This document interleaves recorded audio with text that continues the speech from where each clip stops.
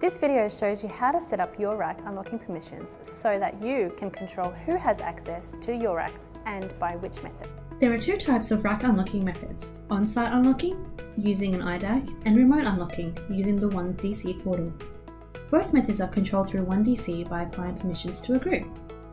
To grant access to a rack using an IDAC, which we call on-site unlocking, simply select the on-site unlock option under racks on the group's page. This will give anyone in the group with an IDAC the ability to unlock the racks by swiping their IDAC over the lock. To allow the group to unlock racks remotely, we need to add a few more permissions so that they can view the rack page where the unlocking button is found. First, apply Assets View and Spaces View from the Permissions menu.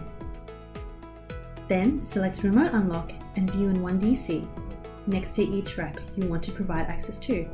This enables the unlock button and exposes the individual rack page. Each member of the group can now unlock the chosen racks using ONEDC.